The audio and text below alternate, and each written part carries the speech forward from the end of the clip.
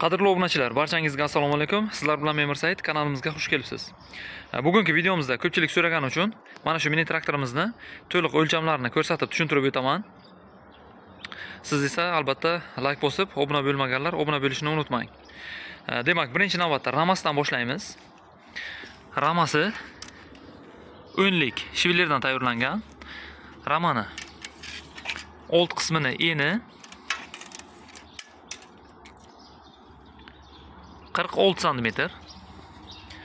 Undan keyin mana bu yerda bukilgan joyi bor. Mana shu yergacha o'lchaymiz. Demak, mana shu yerdan ramani old qismigacha mana bu yergacha 55 cm.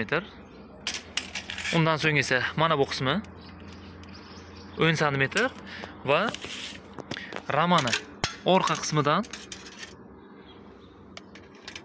mana ramani orqasidan mana shu yergacha 1 metr 14 cm. Va yana asosiy qismi ramani orqa tarafini eni. Uni mana bu yerdan o'lchasak ham bo'ladi. Mana bu tomon ham ramani ichkari tarafdan, mana bu tarafgacha esa 59 cm. Undan keyin mana bu qism bor. Bu ham kapotni ushlab o'tiradi va mana bu yerda rulni ham ushlab o'tiradi. Buni mana bu yerdan qotirilgan qismi 13 cm. Balandligi esa barobar 50 cm. Buni eni ham ramani orqa qismi bilan barobar, ya'ni 59 cm. Undan keyin yana bir asosiy qismi mana bu yerda o'rindiqning pastki qismiga ugalokda mana shu shaklda taxlab qo'yilgan. Buni qotirilgani mana ramani orqa qismidan 1 cm ichkarida. Eni esa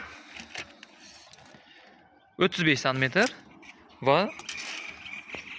balandligi esa 30 cm. Buni ham eni rama bilan bir xil, 59 cm. Undan keyin mana bu yerda krelni aytishim mumkin. Krelni mana bu yerdan qotirilgan qismi. Bu birinchi navbatda g'ildirakdan qanday qo'yishingizga bog'liq. Hozir bu yerda 16 lik. Shu sababli ozgina kattaroq qilingan. Agar g'ildirakni ozgina maydaroq qo'ysangiz, krel ozgina maydaroq bo'ladi. Hozir buni qo'yilgani mana ramani bukilgan qismidan o'lchaydigan bo'lsak, 48 cm dan boshlangan. Krelni umumiy uzunligini o'lchaymiz.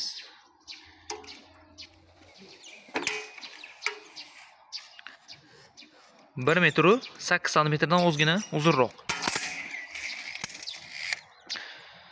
Yana asosiy qismlari peredni balkani qotirilgan qismi. Mana bu ko'rishingiz mumkin, pastki qismida bitta ugalok va mana bu tomonda ham yana bitta ugalok qo'yilgan.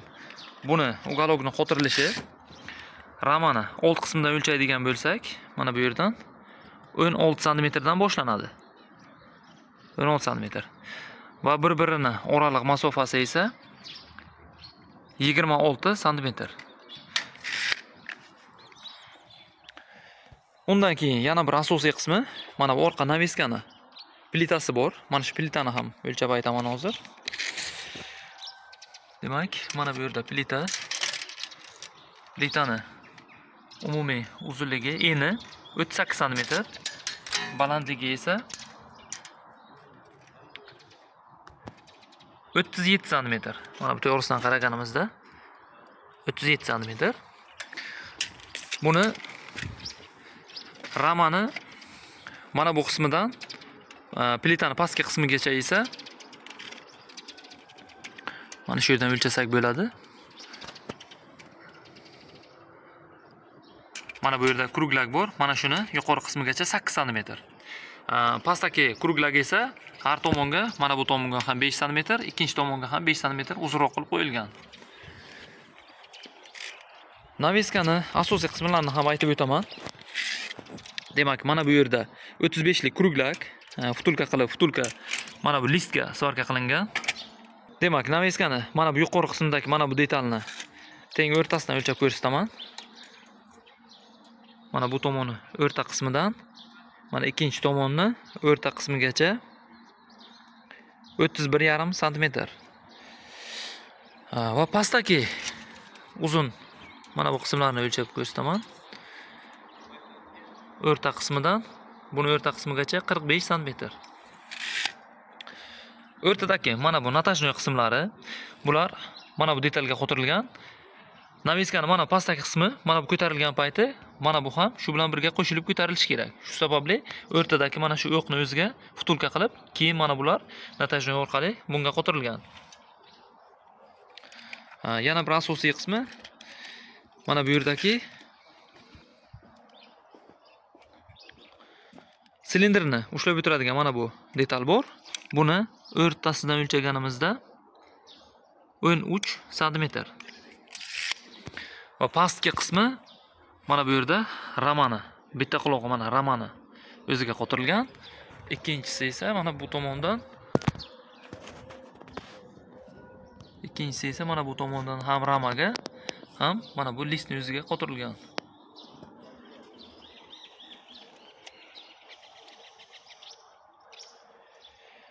Asosiy o'lchamlari mana shular. Mana bu yerda motorni qo'tirishni ham bir ko'rsatib o'taman. Motor demak, mana bu yerda 12 lik shiviller ramani old qismidan o'lchaydigan bo'lsak, 16 sm ichkariga qo'tirilgan.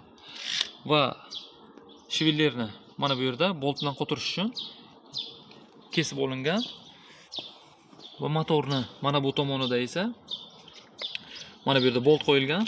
Mana bu yerda esa gayka pastdagi shivillerga svarka qilingan. Motorni mana bu yerdagi remenni tortishimiz uchun birinchi mana bu 4 ta boltni, motorning asosiy boltlarini bo'shatamiz va mana buni buraganimizda motorni u tomonga suradi. Remenning qattiqligi o'rtacha yaxshi bo'lgandan so'ng, keyin mana bu 4 ta boltni, motorning boltlarini qo'tirsak bo'ladi. Hozir motor bilan korobkani qanday ulanganini ham ko'rsatib o'taman.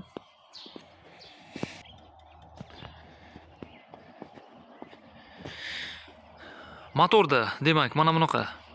Motorda shkif, mana shunaqa shkif taxlangan. Buni mana bu tomonda ham yana ortiqcha qilib taxlangan. Bu balkim biror narsaga ishlatib qo'llanadi. Undan keyin esa mana 8 talik remen pastdagi valga o'tadi. Va pastdagi valni mana bu tomonda ham shkif taxlangan. Mana bu yerdan esa mana bu korobkaga keladi. Bu yerda ham 8 talik. Asosiy motordan korobkagacha bo'lgan rementlar 8 talik. Undan so'ng mana bu yerda inshin asos uchun 5 talik va mana bu yerda dinamo uchun 3 talik qo'yilgan. Demak, birinchi navbatda mana bu shkif bundan pastga o'tadi. Mana bu yerda esa uzun val qilingan. Valning diametri 35. Bitta korpus pachimlik qilib mana bu yerga qo'tirilgan. Bu korobkani old qismidagi plitasi bor. Mana shu plitani yarmi plitaga, yarmi esa mana bu yerda plitani ramaga qo'tiriladigan qismi bor. Oyoq qismi shunga qo'tirilgan. Old tarafdan esa mana bu yerda korpus pachim qilib ramani o'ziga qo'tirilgan. Bu motorni yoqqanimizda ham vom vazifasini bajaradi. Mana bu yerda shponka qilingan, shkif, shestronka qo'tirib, bemalol vaz sifatida ishlatsak bo'ladi. Buni oboroti motorning oborotidan ozgina kamroq. Chunki motorni valida qo'yilgan shkif ozgina diametri maydaroq, mana bu pastdagisi esa ozgina kattaroq. Bu shkif ham shponka orqali qo'tirilgan valga. Buni mana bu tomonda mayda shkif qo'yilgan. Mayda shkif orqali asosiy korobkani shkifiga o'tadi. Remenni tortishimiz uchun mana bu yerda natashnoy tepadan polasa, list. Bundan so'ng esa mana bu yerda ikkita podshipnik qo'yilgan. Mana bu bolt esa buni pastga qarab itaradi.